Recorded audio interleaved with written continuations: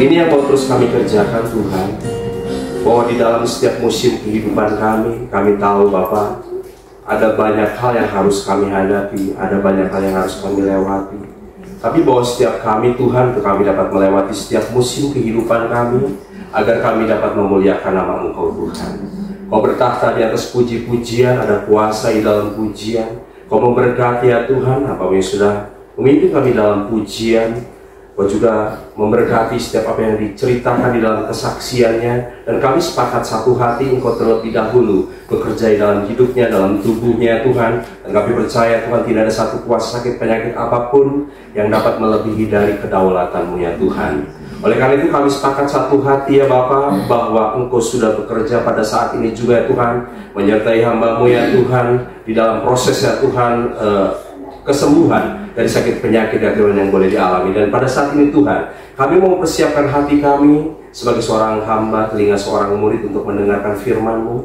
Pakai kami ya Tuhan untuk kami memiliki hikmat yang sama, untuk kami ya Tuhan mendapatkan urapan yang sama, agar kami pulang dari tempat ini kami menikmati berkat yang sama, bahkan ya Tuhan boleh menjadikan sukacita kami berlimpah di dalam kehidupan kami. Hamba-Mu ini hanya alat saja, biar ya Tuhan Engkau yang boleh menaungi kami, hamba ini ya Tuhan, dengan kekuatan-Mu ya Bapa. Kami siap untuk mendengarkan firman-Mu di dalam nama Tuhan Yesus Kristus.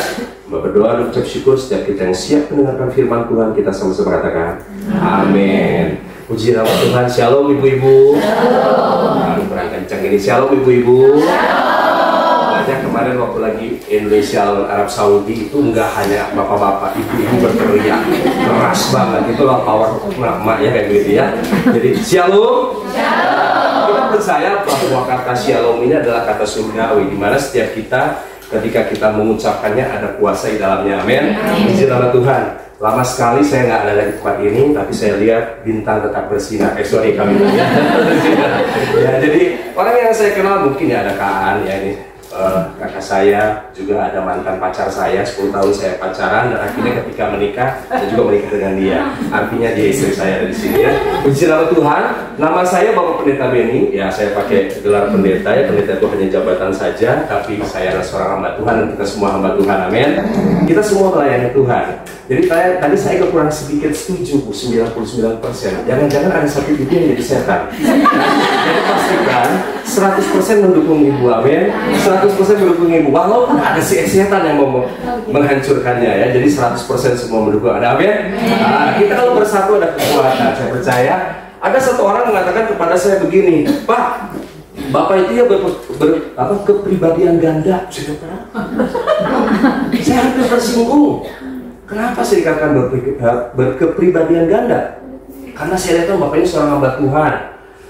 Bapak ini kan seorang gembala. Saya gembala di gereja Betel Tabernakel Cimahi ya. Tapi saya lihat Bapak ini juga ngerjain pertukangan, bangunan gereja, ya, pasang listrik. Kadang-kadang kesana kesini ngerjain segala sesuatu. Saya mulai berpikir, mungkin bahasanya sebetulnya hanya mau bilang saya itu multi talenta. Ini sesuatu yang seringkali ya diucapkan dan saya hampir saya tersinggung saudara. Saya bersyukur karena hari ini saya berdiri melayani ya di tempat ini semuanya karena kasih Tuhan.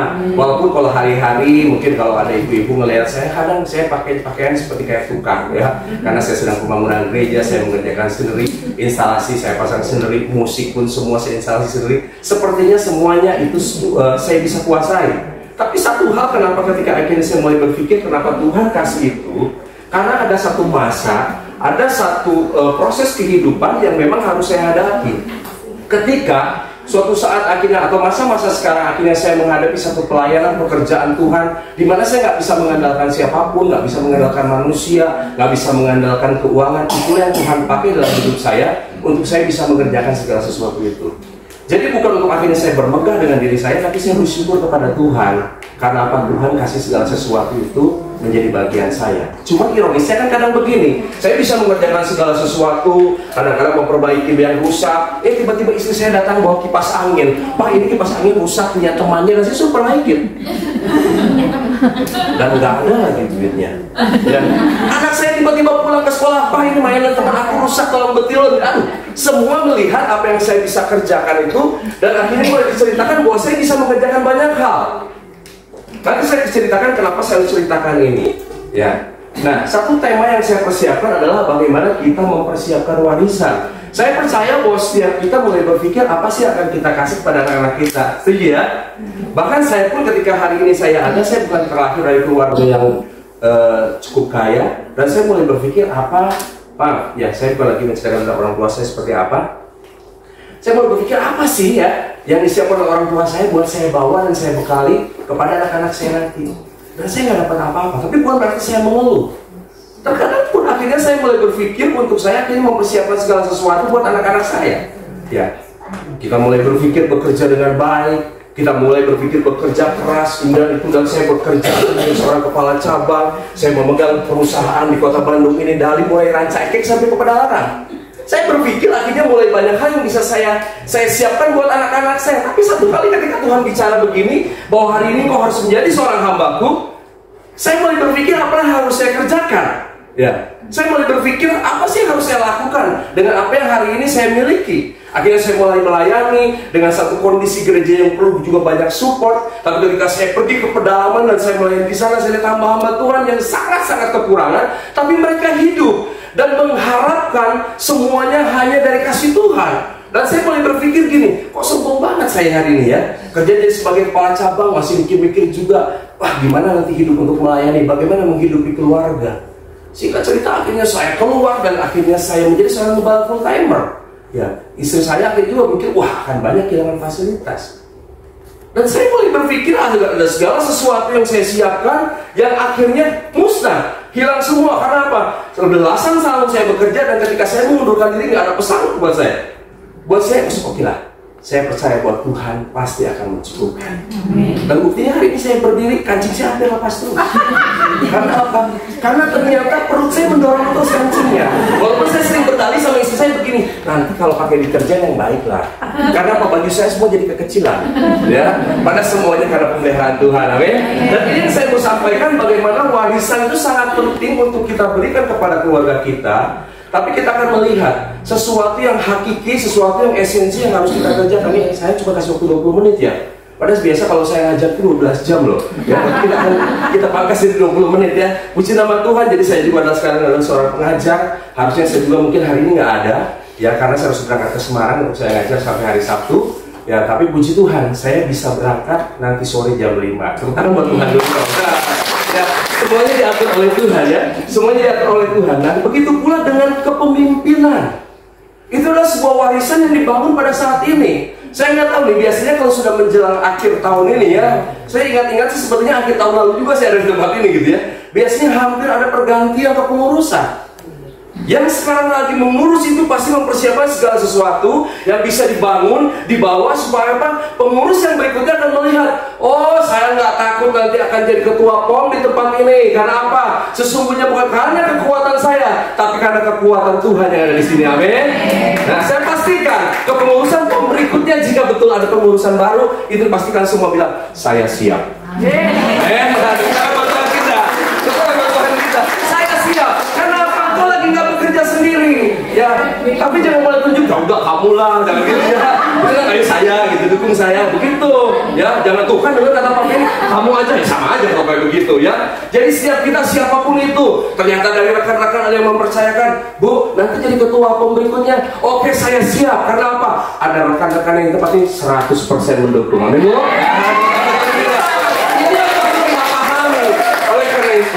Warisan itu perlu kita bangun. Apa yang kita kerjakan hari ini bersama dengan Tuhan itu akan dilihat oleh rekan-rekan. Apa yang kita kerjakan hari ini itu akan dilihat oleh anak-anak kita. Apa sih yang sedang dikerjakan? Setuju? Nah, itu yang dikerjakan. Makanya tadi istri saya lihat saya serba bisa, anak saya lihat saya serba bisa. Ada banyak barang yang dibawa ke rumah untuk diperbaiki, walaupun nggak ada cuannya. Itu repot. Nggak ada cuannya ini yang bahaya ya. Gitu. Oke, kita akan lihat ya satu kebenaran firman Tuhan yang akan saya bawa. Bagaimana hari-hari ini kita mempersiapkan sebuah warisan yang bukan hanya bicara tentang harta benda. Saya percaya tadi saya sampaikan, jadi ketua POM mau kaya raya seperti apapun, kalau pakai kekuatannya sendiri hancur semua. Amin. Karena saya bilang begini, bahwa persekutuan POM ini tanpa ada bangku-bangku yang bagus, tanpa ada alat musik, tanpa ada multimedia akan tetap menjadi sebuah persekutuan. Ya. Tapi kalau kita boleh melihat, kalau bagaimana gereja pun sama seperti itu. yang nggak ada mimbar yang baik, nggak ada mic yang baik, itu akan tetap jadi gereja. Tapi ketika tidak ada sebuah persekutuan di dalam Tuhan, itu bukan persekutuan. Karena 2-3 orang berkumpul di dalam Tuhan sehati, sepakat, Tuhan bekerja di dalamnya. Amin. Itu harus kita pahami. Jadi kita nggak perlu takut. Ibu-ibu ketua POM, nanti mungkin berikutnya, jangan pernah takut ketika ibadah POM itu yang hadir mungkin cuma 5-10. Itu semua adalah suatu proses, amin. Tapi yang paling percaya begini, bahwa ibadah ini memberkati banyak ibu-ibu, katakan amin. Ibadah ini memberkati banyak ibu-ibu. Nah, kalau tidak memberkati, nggak mungkin istri saya masih ada di sini. Amin. Iya dong. Anak-anaknya udah nggak ada yang sekolah di BPK, tapi dia masih ada tetap. Karena apa? Tempat ini menjadi berkat. Amin. Persekutuan ini jadi berkat. Amin. Tepuk tangan buat Tuhan kita. Haleluya. Ini yang harus kita pahami. Ini yang harus kita bawa dalam setiap kehidupan kita. Oleh karena itu, warisan iman ini sangat penting dibawa dalam setiap kehidupan kita. Kita lihat kebenaran firman Tuhan. Lukas 18 ayat 8 kata ini, aku berkata kepadamu, ia akan segera memberi keadilan kepada mereka, tetapi ketika anak manusia itu datang, apakah ia akan mendapatkan iman di bumi? Dan Yesus sampaikan, kita boleh melihat bahwa ternyata iman itu menjadi suatu hal yang penting. Karena apa? Ada banyak hari-hari ini orang mulai berpikir, bagaimana nih caranya saya untuk jadi sembuh? Bagaimana caranya saya untuk kaya? Bagaimana caranya rumah tangga saya bisa pulih kembali? Dan semuanya diserahkan kepada orang-orang pintar. Kita mulai cari psikolog, kita cari psikiater. Tapi kita melihat ada banyak hari ini begitu anak kita stres, cari psikolog. Lihat anak kita stres, cari psikiater. Betul ya? Kita lihat suami kita stres, dibawa ke psikiater, kayak begitu. Ya. Padahal kita boleh melihat bagaimana kita punya kekuatan sebetulnya di dalam Tuhan. Ini luar biasa. Yakobus ini nyeleneh buat saya. Bilang ini ya, saudara-saudaraku, anggaplah sebagai satu kebahagiaan apabila kamu jatuh ke dalam pencobaan. Ini bilang gini, Bu, ada satu ibu bilang, Bu, ibu sakit ya, Bu ya, ibu tidak seri. Itu bersyukur. Nyeleneh Yakobus. Ya loh, saat itu dalam pencobaan kita suruh ketawa, senyum aja. Oh, semangat. Kenapa? Gue kena kanker. Nggak ada yang begitu kan? Tapi ini ayat nyeleneh banget loh. Kita bisa tersinggung dengan ayat ini. Tapi ini sebuah kebenaran. Saat kita ditimpa dengan kemalangan, dikatakan begini, berbahagialah. Karena apa? Ini kita akan menjadikan kita ada menjadi apa? Kemuliaan tadi. Amin. Akan jadi sebuah kemuliaan. Makanya pujian tadi walaupun musiknya kemana lagunya Pak, oh betapa ini. Ibu mau joget aja, joget. Coba kalau tadi kelihatan ada hadiahnya lebih heboh. Itu tuh nggak tahu hadiahnya udah kayak begini. Apalagi kalau tahu hadiahnya, kayak gitu ya. Nah ini kita boleh lihat sesuatu yang powerful. Pujian itu bilang begini loh, seperti embun yang dari mana katanya? Dari Hermon mengalir ke Bukit Sion. Itu impossible karena jaraknya jauh banget. Embun ini udah hilang. Ya, tapi itulah kekuatan kebersamaan. Amin. Oleh karena itu kita bersyukur hari ini kita masih bisa bersama. Karena apa? Ada kekuatan tempat ini. Amin. Haleluya. Puji nama Tuhan. Tepuk tangan buat Tuhan kita. Tuhan. Haleluya. Puji nama Tuhan. Dan kita lihat sebuah cerita di dalam 2 Timotius 1 ayat 1 sampai dengan 5 dari Paulus, Rasul Kristus Yesus atas kehendak Allah menurut janji kehidupan dalam Kristus Yesus. Kepada Timotius, anakku yang terkasih, anugerah, rahmat, dan damai sejahtera dari Allah Bapa Kristus Yesus Tuhan kita. Aku mengucap syukur kepada Allah yang kulayani dengan hati nurani yang murni, seperti yang dilakukan nenek moyangku. Aku selalu mengingat engkau dalam permohonanku, baik siang maupun malam. Ayat 4. Apabila aku terkena akan air matamu, aku ingin melihat engkau supaya penuhlah sukacitaku. Ayat yang kelima dikatakan bahwa sebab aku teringat akan imanmu yang tulus ikhlas, iman yang pertama-tama hidup dalam nenekmu Lois dan di dalam ibumu Yunike, dan aku yakin hidup juga di dalam dirimu. Ini firman Tuhan, kita sama katakan amin. Apa sih yang mau saya sampaikan? Saya kayak lagi lari maraton ini, kejar tayang, kayak Ismani dari kami begitu kan? Ya, saya harapkan kita bisa menikmati ini. Ya, kita lihat ada warisan iman untuk Timotius dari orang tua jasmani, baik itu dari ibunya yang namanya Yunike, juga dari neneknya yang nama Lois. Ya, di dalam ayat yang ke-5 dikatakan gini, sebab aku teringat akan imanmu yang tulus ikhlas, iman yang pertama-tama hidup di dalam nenekmu Lois dan di dalam ibu Yunike, dan aku yakin hidup juga di dalam dirimu. Apa sih maknanya di sini? ternyata iman itu enggak tiba-tiba ada dalam diri kita. Begitu kita lahir, kita beriman kepada Tuhan. Enggak begitu. Ya. Tapi ada sebuah proses yang dilihat, yang dimaknai, yang akhirnya dikerjakan dalam keseharian. Setuju ya? Kan ini kita lihat kok ya. Iman yang pertama-tama hidup dalam nenekmu Lois. Jadi pada waktu itu Lois mengerjakan iman kepada Allah, dan akhirnya Eunike melihat itu mengerjakannya, dan akhirnya turunlah kepada Timotius. Dan saya tersinggung juga dengan ayat ini karena apa? Yang diingat cuma nenek dan ibunya. Nah, kakeknya kemana? Bapaknya kemana? Jangan-jangan dilakukan Tuhan. Makanya kita boleh melihat banyak sekali gerakan pria yang hari ini mengarahkan agar pria-pria kembali kepada Allah, mengadakan tangannya yang suci, supaya apa? Supaya ada kuasa dalam sebuah keluarga. Ya, karena banyak ibu-ibu yang berdoa, tapi banyak juga sekarang bapak-bapak yang berdosa. Itu bedanya. Dan ini pergumulan pria. Makanya ini luar biasa loh. Kita bersyukur jadi ibu-ibu, amin. Di satu kelas saya katakan begini, bahwa kepandaian seorang anak itu muncul dari seorang ibu. Wah, banyak yang tersinggung. Tapi kita berikan tepuk tangan buat Tuhan kita. Makanya kita bersyukur bahwa anak-anak kita ketika ini hebat, itu adalah karena Anda semua dari situ, amin. Ada peran seorang ibu. Ya, yang pria-pria tersinggung kalau saya ngomong kayak gitu. Padahal saya juga pria loh, ya, bukan wanita. Nah, kita boleh melihat apa sih yang hari ini kita lihat dalam setiap kehidupan kita sehari-hari, dari mulai orang tua kita. Makanya Tuhan itu menciptakan hari ini laki dan perempuan. Selalu begitu, nggak ada banci, nggak ada bencong. Tapi semuanya kita boleh melihat kenapa kok bisa terjadi. Ada anak-anak yang melihat gini, aduh, kamu hari ini nggak usah deh gaul sama si Rudi deh, udah gaulnya sama si Rini. Dibuat begitu kepada anak laki-lakinya. Nggak sesuatu ya, kamu jangan gaul sama pria, gaulnya sama perempuan aja. Akhirnya jalannya kelihatan badannya dekat, tapi kalau jalan begini. Nah, nah, ini akhirnya diciptakan dari sesuatu yang mulai dibangun. Bagaimana ada banyak anak laki-laki begitu bergaul dengan laki-laki dia merasa terintimidasi, tapi begitu bergaul dengan perempuan dia merasa dinikmati, merasa diterima. Ini yang terjadi. Sadar nggak sadar, hal itu muncul dari rumah. Sadar nggak sadar, itu segala sesuatu dilihat ketika ada di rumah. Perilaku orang tua seperti itu terjadi.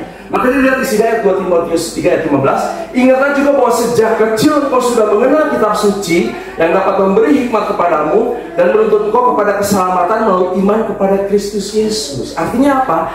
Ada kitab suci yang diberikan, ada firman yang diberikan kepada anak-anak kita, kepada generasi berikutnya.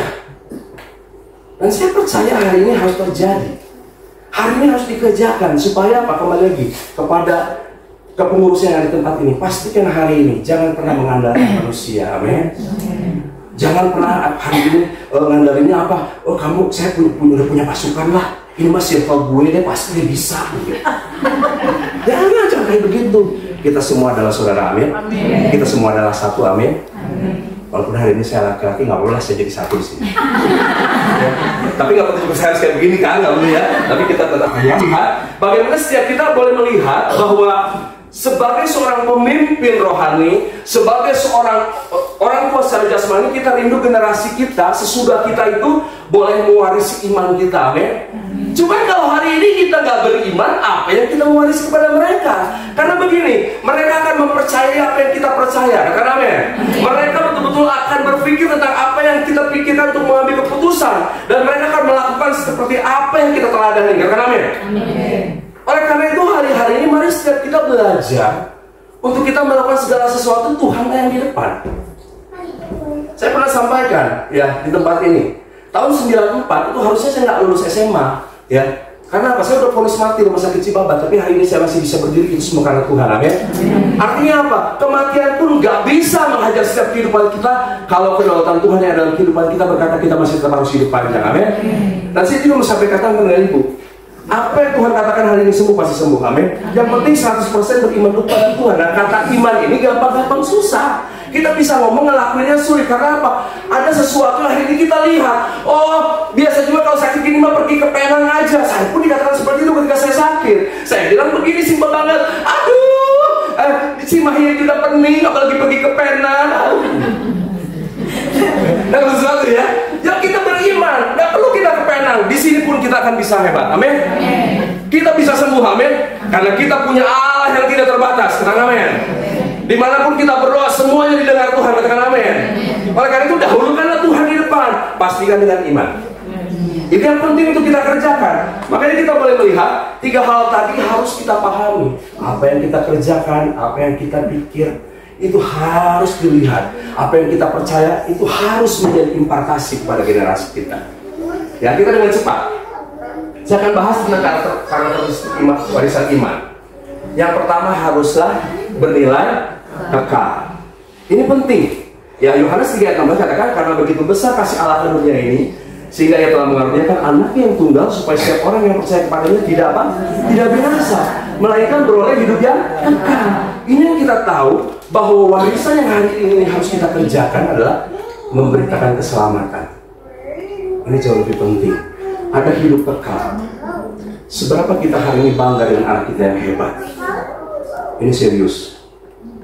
Ini serius. Makanya terjadi di Surabaya. Bagaimana seorang anak hamba Tuhan lompat dari apartemen, bunuh diri. Karena itu yang dipikir. Hari ini begitu punya masalah cari psikolog, hari ini punya masalah cari psikiater, tapi nggak pernah bawa untuk mereka bisa menikmati Tuhan, mengalami Tuhan. Yang kedua kita lihat. Yang kedua adalah menjadi sumber dari kehidupan. Ya. Yohanes 15 ayat 5 katakan, akulah pokok anggur dan kamulah orang carang-carangnya. Siapa yang tinggal di dalam aku dan aku di dalam dia, ia berbuah banyak, sebab di luar aku kamu tidak dapat berbuat apa-apa. Ini yang kita kerjakan. Tanpa Tuhan kita nggak bisa apa-apa. Tanpa Tuhan kita bukan siapa-siapa. Tapi bersama dengan Tuhan kita akan diperhitungkan. Amin. Bersama dengan Tuhan kita akan berbicara. Kita akan buat Tuhan kita. Amin. Ya, ini yang harus kita kerjakan dalam kehidupan kita. Hari ini saya bisa berdiri semuanya karena Tuhan. Ya. Waktu saya vonis mati karena overdosis, secara kedokteran otak saya udah gak akan mungkin bisa sekolah. Tapi karena Tuhan, hari ini saya masih bisa sekolah, menyelesaikan sekolah saya dari S1 sampai dengan S3, dan hari ini bisa menjadi seorang dosen. Itu semua karena Tuhan. Tepuk tangan dulu buat Tuhan kita. Ini yang akan kita alami, katakan amin. Ini akan kita alami, semuanya itu akan kita alami. Kenapa? Tuhan yang membuat setiap kita hanya menikmatinya. Kenapa? Kita melekat, kita nempel sama Tuhan sehingga berbuah banyak. Nah, kalau kita nggak tempel sama Tuhan, jangan pernah berharap banyak hal. Jangan pernah berharap banyak buah dalam setiap kehidupan kita. Oleh karena itu, Amsal 12 ayat 22a katakan begini, orang baik meninggalkan warisan bagi anak cucunya. Ada 3 langkah yang harus dikerjakan dalam hal itu. Yang pertama adalah mengenalkan Tuhan dan mengajarkan firman Tuhan kepada anak. Ini sangat penting. Makanya Ulangan 6 ayat 6 sampai 7, apa yang kuperintahkan kepadamu pada hari ini haruslah kau taruh dalam hatimu, haruslah kau mengajarkannya apa? Katakan lagi apa? Berulang-ulang kepada anak-anakku dan membicarakannya ketika apa? Engkau duduk di rumahmu, atau sedang dalam perjalanan, atau engkau berbaring, atau engkau bangun. Pembicaraan di meja makan itu sangat penting. Banyak orang hari ini bicara di meja makan itu membicarakan banyak orang lain. Yang ketawa itu ngerasa di sini. Diam-diam pelakunya ya. Ini masalah. Jadi semua kita tertuduh, amin. Ya, kita tertuduh. Meja makan itu sendiri obrolan. Ya, istri saya pun mungkin bisa duduk di meja makan dia. Wah, tahu nggak Pak, kemarin waktu di pom, itu bisa kayak begitu. Membicara meja makan itu berbahaya. Makanya pastikan ketika di meja makan kita selalu berbicara tentang Tuhan, amin. Kita selalu bicara tentang Tuhan.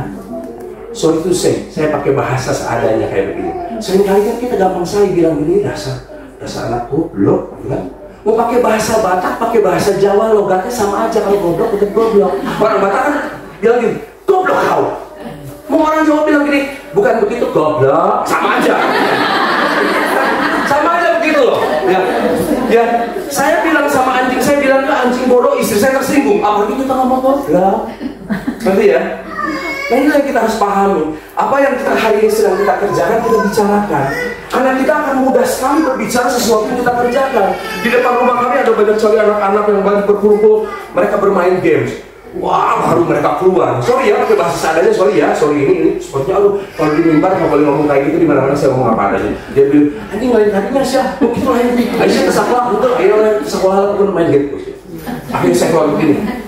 Hai anjing. Yang mana anjing itu? Jangan-jangan kalian adalah anak anjing. Saya susah bilang gini, jangan ngomong anjing-anjingan, jangan. Kalian kan manusia susah. Jadi saya harus pakai bahasa mereka. Anjing kan dia, siapa anjing? Gitu. Lo anjing kan mana? Nah, kayak gitu kan? Nah, baru saya bicara tentang nilai. Kamu ini bukan anak anjing. Kenapa panggil anjing-anjing terus kesana kesini? Saudara tahu? Itu terjadi karena di meja makan, di rumah mereka dengar kata-kata itu dari orang tua. Oleh karena itu mulai hari ini berhenti untuk kita berkata-kata tidak baik, amin. Kita berhenti untuk berkata-kata hari ini yang mengumpat. Kita ngomel-ngomel, ya pulang ibadah kita ngomel, wah dibilang haleluya haleluya, keluar gereja haleluya lupa. Ya, lupa semua firman. Tadi firman apa? Pokoknya betul benar. Nah ini, bahaya kan kayak begitu. Terus kenapa? Pendetanya lebay, begitu. Ya. Wah pakai dasi gede-gede, gitu kan, wah begitu keluar parkir, kalau ngasih dikit, langsung duduk, balik, ya. Ibu-ibu bahaya lagi pakai tas aku, kan gitu kan, lebih bahaya lagi. Nah jangan. Mari kita melihat kembali kepada firman, kita kerjakan berulang-ulang, kita ceritakan berulang-ulang kepada anak-anak. Jangan pernah bosan untuk menceritakan tentang Tuhan, karena amin. Dan hari ini saya sudah ceritakan kepada anak-anak saya, bahwa semuanya saya ada karena Tuhan. Saya katakan kepada anak saya bahwa kamu jangan pernah takut melangkah, karena Tuhan ada bersama dengan kamu. Ini harus kita lakukan, ini harus kita kerjakan dalam setiap kehidupan kita. Lanjut, ya. Josh Barna katakan begini, dalam satu minggu tidak sampai 10% dari orang tua Kristen mengajak anak-anaknya membaca Alkitab bersama, berdoa bersama, maupun pelayanan bersama. Banyak loh ibu-ibu hari ini yang dipakai di hamba Tuhan, setuju ya? Tapi mari kita lihat seberapa mereka juga bawa anak-anaknya dalam sebuah pelayanan. Itu pun menohok buat saya. Kapan saya bawa keluarga saya untuk ada dalam pelayanan? Ya, membawa mereka berdoa bersama, membawa mereka membaca Alkitab bersama. Nah kita jangan dulu ngomong iman kalau kita nggak kerjakan ini. Masih suka ingatkan nggak anak-anak kita baca Alkitab? Ya. Masih bawa nggak dalam doa anak-anak kita? Makanya anak-anak saya kalau nggak didoakan pagi-pagi mereka rasa ada yang kurang. Ya, saya doakan mereka tumpang tangan setiap pagi. Ya, anak saya yang besar kalau berangkat mengajar dia bilang begini, aku belum tumpang tangan papa saya. Karena kita ajarkan ini bahwa Tuhan lah yang ada di depan kita, kan amin. Ya, Tuhan yang ada di depan kita. Ini harus kita kerjakan. Ini survei loh. Ya, ini studi. Di dalam penelitian saya ini pun mengatakan seperti ini. Ada banyak anak-anak di BPK Penabur, ya. Saya pun bikin penelitian BPK Penabur. Mereka bilang gini, nggak pernah berdoa sama orang tua. Ini serius loh.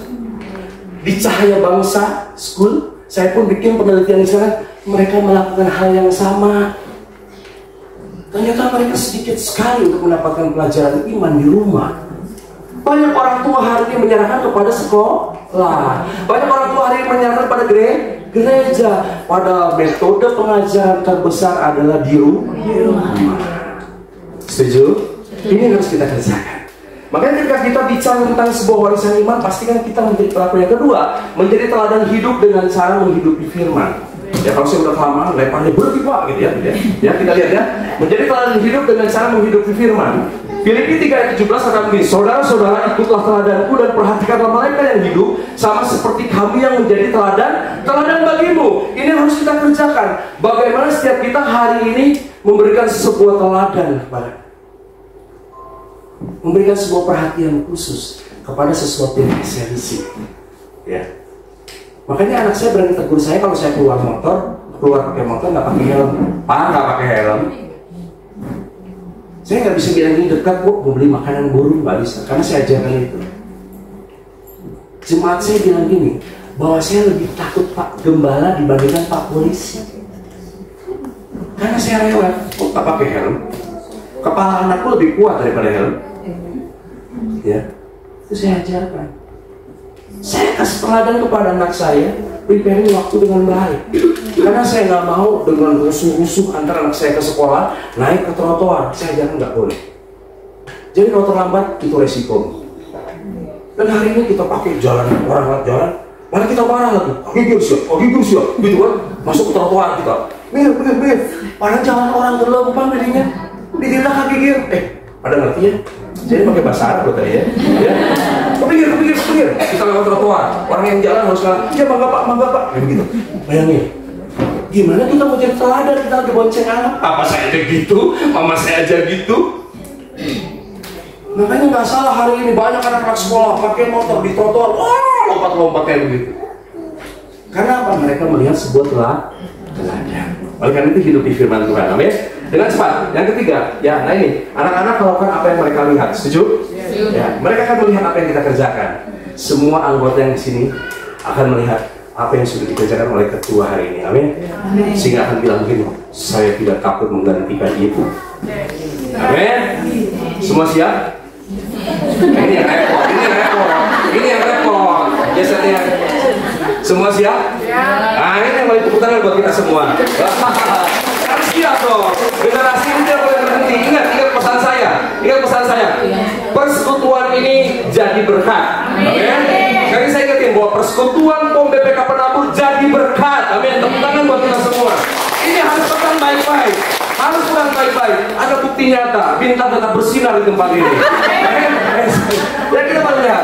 Oke, yang ketiga kita lihat. Mendisiplin anak jika melanggar firman. Nah, ini yang seringkali kita beda-bedain. Kita suka takut disiplin anak. Ya, kita takut disiplin anak. Katakan Amsal 13 ayat 24, siapa tidak menggunakan tongkat membenci anaknya, tetapi siapa mengasihi anaknya menghajar dia pada waktunya. Ini yang sangat penting untuk kita kerjakan, bahwa kita mendisiplin anak. Saya nggak setuju dengan kata hukuman. Saya sekarang juga seorang pengajar, jadi saya bilang tidak ada hukuman, tapi ada pendisiplinan. Ya, saya akan pergi ke STT di Semarang juga akan mengajarkan ini kepada seorang teolog. Ya, bahwa tidak ada kata hukuman, tapi pendisiplinan itu harus terjadi. Kita harus siap didisiplin dan harus siap mendisiplin. Seringkali kita pilih-pilih. Saya sebagai hamba Tuhan pun harus seperti itu. Jangan, makanya cerita gini, domba yang gemuk mah jangan pernah disentuh. Ya. Domba yang gemuk gimana? Dikunjungi kayak begitu. Kalau domba yang kurus, baik-baik, oke. Banyak terjadi kayak begitu. Dan ini mengajarkan kepada saya bagaimana semua harus kita lihat. Saat salah, tetap harus salah. Setuju? Siapapun itu. Saya sebagai seorang pemimpin, saya harus melakukan itu. Karena ini adalah kebenaran. Di tempat ini pun sama. Siapapun ketuanya harus siap mendisiplin. Amin? Siapapun kita hari ini harus siap disiplin. Dua arah. Harus disiplin. Ini akan terjadi. Supaya apa? Supaya warisan itu berkesinambungan. Supaya warisan itu akan terus menerus. Anak saya ketika handphonenya hilang, dia nggak berani ngomong. Dia diam terus di kamar. 3 hari nggak ngecas handphone. Saya lihat diam terus di kamar. Saya panggil. Terus ini. Dipanggil kok nangis.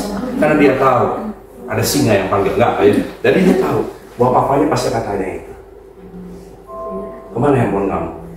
Kok papa lihat nggak pernah ngecas? Hilang, Pak. Hilang di mana? Di gereja. Di gereja kan?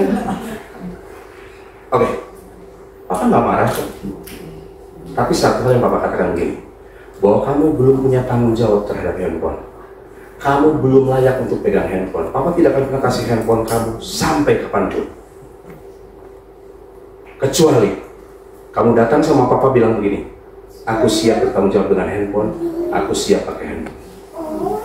2 tahun dia nggak pegang handphone. Satu kali dia datang dan bilang, Pak, hari ini aku butuh handphone dan aku siap bertanggung jawab. Soalnya itu sampai hari ini dia jadi orang yang apik pegang handphone. Nggak jatuh, nggak apa, karena dia ingat pesan itu. Harus ada tanggung jawab di dalamnya. Amin. Ini harus kita kerjakan. Ini harus kita berikan kepada anak-anak kita, supaya mereka tahu tentang sebuah nilai, supaya mereka tahu tentang sesuatu yang harus mereka kerjakan. Ya, ayat terakhir. Kamu sudah lupa akan nasihat yang berbicara kepada kamu, seperti kepada anak-anak, hai anakku, janganlah anggap enteng didikan Tuhan. Penting ini ya. Dan janganlah putus asa apabila engkau diperingatkannya, karena Tuhan menghajar orang dikasihnya, dia mencambuk orang yang diakuinya sebagai anak. Hari ini kita bersyukur ketika Tuhan mengingatkan setiap kehidupan kita. Dan ini ayat yang paling terakhir, tadi yang paling terakhir ya, ini paling terakhir. Jadi iman itu adalah warisan termahal, ya. 1 Petrus 1:18-19, sebab kamu tahu bahwa kamu telah ditebus dengan cara hidupmu yang sia-sia, yang kamu warisi dari nenek moyangmu, itu bukan dengan barang fana, bukan dengan perak dan atau emas, melainkan dengan darah yang mahal, yaitu darah Kristus yang sama seperti anak domba yang tak bernoda dan tak bercacat.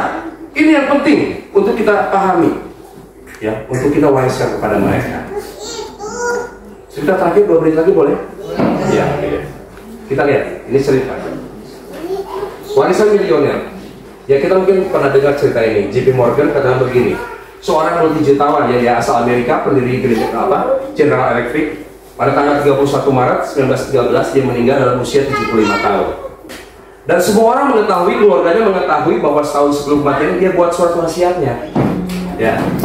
Pada saat dia meninggal, akhirnya semua keluarga berkumpul, mereka buka petinya, wasiatnya, dan mereka baca itu bersama-sama supaya mereka tahu saya dapat apa, kebagian kapal, kebagian apa, sebagainya itu. Biasanya kalau orang meninggal tuh kayak begitu kan, ironisnya anak-anak sekarang tuh luar biasa loh. Orang tuanya belum meninggal bilang, "Pak minta bagiannya, Ma minta bagiannya." Nah itu makanya kita lihat ada banyak anak kurang ajar sekarang ya. Tapi ini setelah meninggal baru mereka berkumpul dan membaca. Seluruh keluarga berkumpul untuk membuka ya, sorry ini tipe ya, membuka surat wasiatnya. Nah ini sebagian suratnya akan begini. Aku serahkan jiwaku ke dalam tangan juru selamatku dengan keyakinan penuh bahwa setelah menebus aku dan membasuh aku dengan darahnya yang paling berharga, dia akan mempersembahkan aku juga tanpa celah di hadapan takhta Bapa surgawi. Saya mohon kepada anak-anak saya untuk mempertahankan dan membela dengan segala risiko dan pengorbanan pribadi doktrin yang diberkati tentang penebusan dosa sepenuhnya melalui darah Yesus Kristus yang pernah dipersembahkan dan hanya melalui itu saja. Amin. Ini satu hal yang memang harus kita tanamkan dalam kehidupan anak-anak kita. Bagaimana mereka bisa melihat. Setelah saya menyelesaikan studi S3 saya rasa bahwa semua beban saya sudah hilang. Ternyata saya harus diperhadapkan dengan sebuah masalah gereja, di mana saya harus membayar kompensasi 1,5 miliar setelah gereja itu terbangun. Kami nggak tahu mau ngapain lagi. Saya udah nggak punya uang ya waktu itu, dan kami harus menyelesaikan itu dalam waktu yang secepatnya. 3 bulan harus diselesaikan. Saya nggak bisa berpikir, dan saya dibilang ini, Tuhan tolong kasih hikmat. Negosiasi terjadi, akhirnya muncul angka 900 juta. 900 juta itu akhirnya saya katakan dengan iman. Saya bilang gini, saya akan selesaikan dalam waktu 9 bulan. Dan itu pun mimpi. Karena apa? Ada 100 juta setiap bulan. Cicilan apa hari ini? Ya. Kalau dibeliin kupat tahu berapa banyak? 100 juta. Enak, sampai enak deh katakannya. 100 juta kami setiap bulan. Saya mulai berpikir gimana Tuhan caranya. Akhirnya kami bikin peti di gereja yang namanya Kas Kuda Raja Seduri. Semua orang ketawa ketika saya bikin tulisan itu. Kenapa kok harus kuda Pak Gembala? Karena kuda itu kuat. Semuanya begitu. Tapi saya dapat sesuatu dari Tuhan. Kuda Raja Seduri artinya gini, kumpul dana 1.000, 2.000 surat gereja. Jadi artinya dari mulai anak sekolah minggu sampai dengan orang tua, mereka harus kasih uang 1.000 minimal. Saudara tahu, 1 minggu itu terkumpullah angka 300.000. Kalkulator kita mulai berjalan dong, ya 300.000 kali 1 bulan, tadinya berapa? 1,5 maksimal. Itu ya, 1,5 miliar, bukan ya, 1,5 juta. Tapi yang Tuhan siapkan adalah setiap bulan itu 100 juta terkumpul. Beri tepuk tangan buat Tuhan kita. Tapi ternyata Tuhan nggak kasih saya ada di zona nyaman ini. Di akhir tahun, ya, akhirnya saya menghadapi satu kondisi. Setiap tanggal 8 saya harus bayar. Itu punya uang 2 juta, harus ke angka 100 juta. Bayangin, 2 juta ke 100 juta jauh pisan, betul ya? Dan akhirnya kita berdoa, kita sehati, kembali lagi satu pikir, satu hati kita berdoa. Tuhan gimana caranya itu? Ya, kita nggak tahu mau ngapain lagi. Tuhan kasih sesuatu kepada saya untuk saya mengirimkan pesan singkat kepada 4 orang. 3 ini anak Tuhan. Yang satu katakan begini, oke bro, lu cuma segitu. Sampai hari ini oke aja. Yang kedua bilang begini, oke bro, nanti malam saya lihat. Malamnya atau malam kapan? Ya, karena malam terus berlanjut sampai hari ini. Tidak terjadi apapun. Dan yang satu, seorang hamba Tuhan bilang begini, saya tidak tergerak sedikit pun untuk pembangunan gereja. Saya tergerak pada janda-janda. Dulu ya, jangan berhenti di janda itu ya. Berhenti pada janda-janda miskin untuk memberikan mereka support. Saya bilang, mulia banget ya. Tapi sudah. Yang satu adalah yang satu adalah orang yang belum tahu Kristus. Ya, orang Bani Kedar, orang Muslim. Dia bilang gini, selamat Natal Pak Pendeta. Ya selamat Pak, izinkan saya memberkati. Oh iya, dia kasih akhirnya kepada saya 5 juta. Oh saya bersyukur banget dong, orang Bani Kedar kasih 5 juta. Setuju ya? Mereka nggak tahu Yesus. Terus dia bilang, ada titipan juga dari istri saya. 2,5 juta, enough. 7,5 juta. Ekspektasinya sudah cukup sampai di situ. Saudara tahu, nggak sampai saat itu. 28 Desember itu WA masuk dulu ke saya, kasih notifikasi. Ada yang kasih 1 juta, kasih yang 2 juta. Saya merinding kalau lihat ini. Yang 3 juta, ada yang 5 juta, ada yang kasih 8 juta, 29, 30, sampai akhirnya tanggal 31 Desember saya bilang begini. Saya deklarasikan tahun ini semuanya tercapai 120 juta. Saya bilang 100 juta, 100 juta. Lo tahu, itu terus masuk notifikasi. 31 Desember, saya ingat banget, 31 Desember. Akhirnya saya nggak mau lihat lagi jumlah uang itu, karena saya sudah deklarasikan bersama dengan jemaat, bersama dengan keluarga. 31 Desember dan akhirnya saya lihat, dari angka 2 juta, itu akhirnya terkumpul 140 juta. Tepuk tangan buat Tuhan. Ini sesuatu yang mungkin di dalam Tuhan, ya. Cuma pastikan hari ini kita tetap Yesus. Saudaraku, di permulaan cicilan saya udah jual mobil. Jual cepat, yang penting laku, yang penting ada 100 juta. Dan kami nggak punya apa-apa lagi. Mau jual harga diri nggak mungkin dong. Cuma kalau laku, kan? Cuma kalau laku, kalau nggak laku kan nggak jadi apa-apa, ya kan? Begitu kan? Tapi kita boleh melihat bagaimana ketika kita berjalan dengan Tuhan, selalu ada solusinya, ya. Terus saya sampaikan, kemana-mana saya selalu ingatkan, makan apapun ingat minumnya. Ini ingat, apapun masalahnya, jawabannya adalah Yesus. Amin. Sekali Yesus tetap Yesus. Bu, sekali Yesus tetap Yesus. Amin. Kita menutup dengan sebuah pujian yang saya betul-betul rema dengan ini, ya. Ada di sini slide-nya. Ya. Bisa lebih ini? Yuk kita bagi diri kita sama-sama, kita akan pujian. Jalan segala keadaan.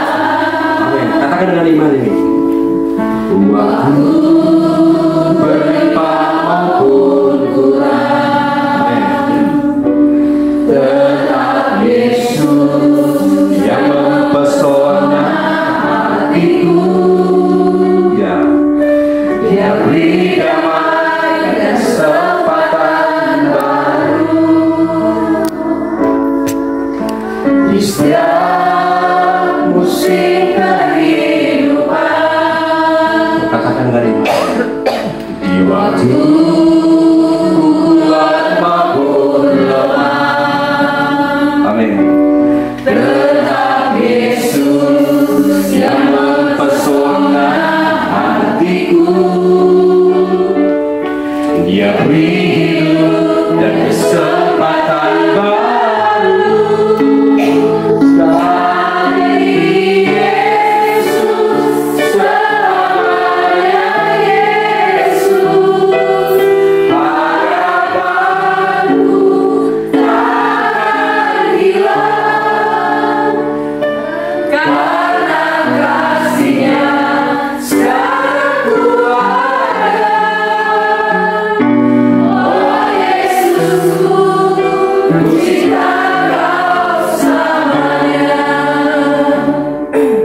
Berbicara, tapi biar Roh Kudus menyempurnakan firman itu. Kami menyatakan ya Tuhan, bahwa iman percaya kami hanya kepada Engkau Tuhan Yesus. Engkau adalah nama di atas segala nama.